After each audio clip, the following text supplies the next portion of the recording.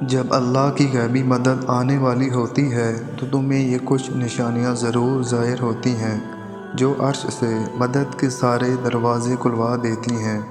میں جانتا ہوں کہ آپ اپنے ادھورے خوابوں اور اپنی نامکمل خواہشات کی تکمیل کے لیے مدد کے منتظر ہو، اور تم ہر ممکن تدبیر کر لیتے ہو، لیکن کہیں سے بھی کوئی مدد کے آثار نظر نہیں آتے۔ تو یاد رکھو، جو کچھ تم پہ گزرتا ہے یا جو کچھ تم جھیل رہے ہو، ان سے اللہ واقف ہے کہ اس کا بندہ کب، کہاں اور کس نیت سے اسے یاد کرتا ہے۔ تم ہر لمحہ اپنے رب کی نگاہ میں ہوتے ہو۔ اللہ خود فرماتا ہے، تمہارے رب کی رحمت کا دائرہ فیض بہت وسیع ہے۔ وہی تو ہے جو تمہارے سامنے بجلیاں چمکاتا ہے، جسے دیکھ کر تمہیں اندیشے بھی لاحق ہوتے ہیں اور امید بھی ملتی ہے، اور جس نے وہ سب تم کو دیا جو تم نے اس سے مانگا۔ اگر اللہ تمہاری مدد کرے تو تم پر کوئی غالب آنے والا نہیں، اور اگر اللہ تمہیں چھوڑ دے تو کون ہے جو تمہاری مدد کر سکے؟ اور تمہاری حمایت اور مدد کے لیے اللہ ہی کافی ہے۔ یاد رکھو، اللہ کے پاس تمہارے لیے سب کچھ ہے، کچھ ایسا نہیں جو اس کے خزانوں میں موجود نہ ہو۔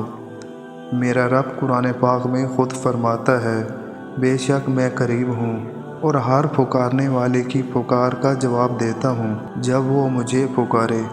نبی کریم صلی اللہ علیہ وآلہ وسلم نے فرمایا، اللہ تعالیٰ فرماتا ہے کہ میں اپنے بندے کے گمان کے ساتھ ہوں، اور جب مجھے اپنے دل میں یاد کرتا ہے تو میں بھی اسے یاد کرتا ہوں، اور جب وہ مجھے مجلس میں یاد کرتا ہے تو میں بھی اس سے بہتر فرشتوں کی مجلس میں یاد کرتا ہوں۔ یاد رکھو، جو ذات پتھر میں کیڑوں کو پال سکتی ہے تو پھر یہ کیسے ناممکن ہے کہ وہ تمہارے لیے کوئی راستہ نکال نہ سکے؟ وہ تو کن فیکون کا مالک ہے۔ ایک وہی اللہ ہے جو تمہاری ہر پریشانی اور مشکل کو دور کرتا ہے، بس تم اس پر کامل یقین رکھ کر دیکھو۔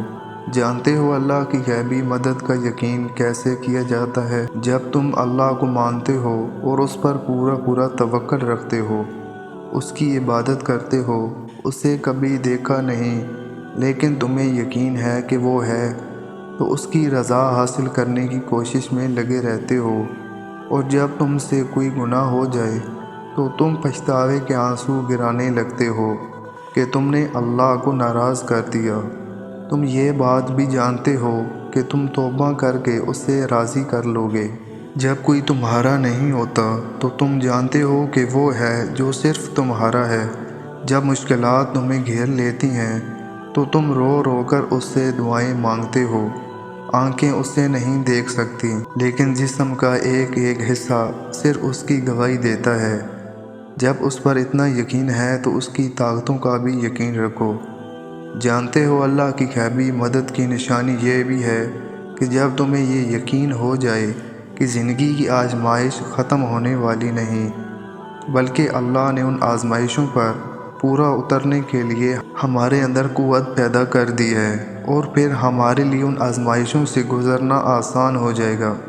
جان رکھو، ہماری زندگی کا مقصد بھی یہی ہے، اللہ کو جاننا، اسے پہچاننا، اسے کھوجنا، اور جو اسے پا لیتا ہے اس کے لیے نہ کہ صرف دنیا بلکہ آخرت میں بھی آسانی کر دی جاتی ہے۔